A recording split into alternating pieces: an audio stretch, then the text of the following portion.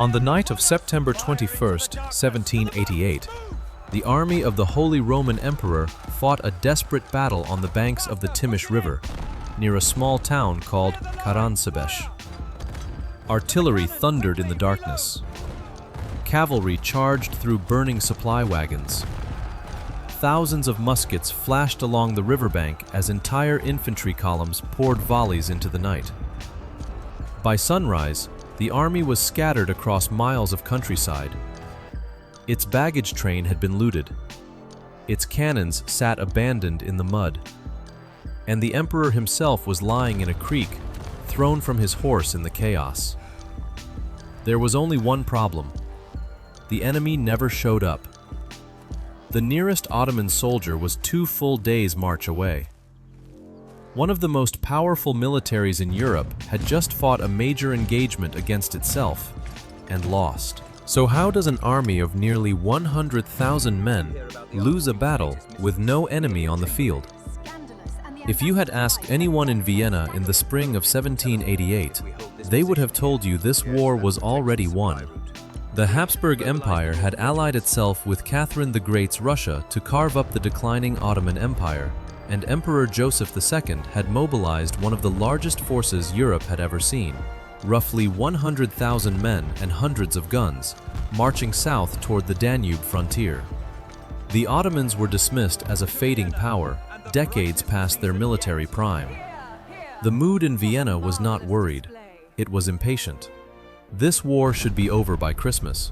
They had no idea what was about to go wrong. Joseph II was not a soldier. He was a philosopher wearing a crown. He had spent his reign trying to drag his empire into the age of reason, abolishing serfdom, taxing the nobility, reforming schools, courts, and hospitals by imperial decree. He read Voltaire. He answered his own letters. He traveled across Europe under a fake name, Count Falkenstein, so he could inspect roads and hospitals without ceremony.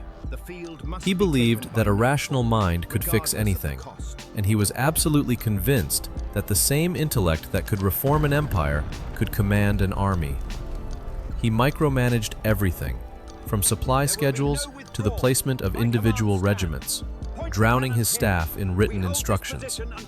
He had never led men in combat. He insisted on taking personal command anyway. His generals advised caution. His doctors begged him not to go at all, because the emperor was already sick with the tuberculosis that would eventually kill him. Joseph overruled them all and rode south to win his glory in person. That decision would cost him more than any enemy ever could. On paper, the campaign was unstoppable. The plan was to push into the Banat, link up with the Russians, and crush the Ottoman field army between two empires. But the Banat of 1788 was not a battlefield. It was a swamp. Joseph's enormous army sat for months in the marshlands along the frontier, while malaria and dysentery tore through the camps. By the end of summer, more than 30,000 soldiers were in hospital. Thousands were already dead, and most of them had never even seen an Ottoman soldier. Burial parties worked every morning. The emperor himself caught the fever sweeping the camps, and his condition deteriorated week after week as he refused to leave. Disease was killing the army faster than any battle could, and morale was rotting along with it.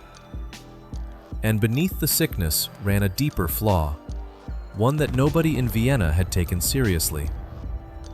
The Habsburg army was drawn from a dozen nations. Austrians, Hungarians, Czechs, Croats, Serbs, Romanians, Poles, and Italians all marched in the same columns, and most of them could not speak to each other. The official language of command was German. Most of the rank and file did not understand it. In an age when battles were controlled by shouted orders in the dark, the emperor's army was a Tower of Babel wearing a uniform. In a few weeks, that single detail was going to detonate. If you are enjoying this story, take a second and hit subscribe. We cover history's strangest battles and most unbelievable military disasters every single week. In mid-September, word reached the Austrian camp that the Ottoman Grand Vizier was finally advancing north with the main Turkish army. Joseph ordered his forces to concentrate near the town of Karánsebes, and on the night of September 21st, the army was strung out on the march, exhausted, sick, and on edge. A vanguard of hussars crossed the Timish River to scout ahead for Turkish patrols. They found no Turks. What they found instead was a band of Wallachian peddlers selling barrels of schnapps. The cavalrymen did what tired soldiers have done for all of recorded history. They bought the entire stock and started drinking. Hours later, infantry companies crossed the same river. They were just as exhausted and considerably less lucky, and they demanded a share of the alcohol. The hussars refused. The argument turned into shoving.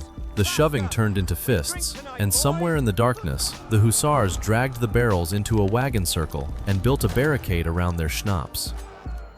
Then a single shot rang out. Nobody knows who fired it. What we know is what someone screamed next. Turci! Turci! The Turks. The Turks are here. And every man who heard it believed it instantly. The panic spread faster than any order could chase it. The drunken hussars themselves bolted first, galloping back through the infantry they had just been brawling with, which convinced the infantry that a Turkish cavalry charge was already among them. Men fired blindly at shadows. The muzzle flashes convinced the next unit down the line that the enemy was attacking from the flank, so they fired too. German-speaking officers stood in the chaos screaming, "Halt! Halt!" And soldiers who spoke no German heard something else entirely. Many swore they heard the one word every man on that frontier feared: Allah. Somewhere in the madness, an artillery commander, certain the Ottoman army was overrunning the camp, ordered his guns to open fire on the movement in the darkness. The movement was his own army's cavalry. Entire corps were now pouring musket and cannon fire into entire corps, and every volley confirmed everyone's worst fear. Miles up the road, the main camp heard the gunfire rolling out of the darkness and concluded that the vanguard was being slaughtered. Drummers beat the alarm. Half-dressed soldiers grabbed muskets and fired at the first shapes they saw, which were their own comrades running toward them for safety. Columns trampled through their own tent lines. Men fought each other for places at the river crossings, and some drowned in the Timish trying to escape an enemy that existed only in their heads. The army did not retreat. It disintegrated. Supply wagons were overturned and looted by fleeing soldiers. Horses stampeded through the camps. Whole regiments scattered into the countryside. And in the middle of it all, Emperor Joseph II, the philosopher who had come south to prove he could command, was shoved off his horse in the press of panicked men and dumped into a creek. The man who ruled half of Europe spent part of that night soaked, bruised, and ignored by his own fleeing army. When the sun rose over the Timish, there was no battle to fight. There were only abandoned cannons, dead horses, plundered wagons, and not one single Turkish soldier. For 2 full days afterward, scattered soldiers wandered back to their regiments in 2s and 3s, some without weapons, some without boots, none entirely sure what they had been fighting. Then the actual Ottoman army arrived. The Grand Vizier's troops marched into Karánsebes and took the town without resistance, collecting the abandoned guns and supplies like a gift left on the doorstep. The Turks had won a battle they never had to fight. The campaign that was supposed to be over by Christmas dragged on into another year. Joseph returned to Vienna with his health destroyed and his reputation in ruins. He died in February 1790, aged just 48, and he composed his own epitaph before the end. Here lies a prince whose intentions were pure, but who had the misfortune to see all of his plans fail. He was not thinking only of Karánsebes, but Karánsebes was on the list. And now comes the twist that makes this story even stranger. The famous version says 10,000 men were killed or wounded that night. But the first detailed accounts of the battle were not published until decades later, in the 1830s, and the surviving army records tell a quieter story. Perhaps a few hundred men missing, a number of guns lost, and one badly humiliated emperor. Historians still argue about how much of the legend is real. Something absolutely happened on that river in September 1788. An army panicked, fired on itself, abandoned its equipment, and fled from an enemy that did not exist. The only question is the scale of the catastrophe. And the story grew because every soldier in Europe who heard it knew, deep down, that it could have happened to them. Because that is the real lesson of Karánsebes. An army is not a machine of muskets and cannons. It is a machine of trust, built out of language, nerves, and the things men believe in the dark.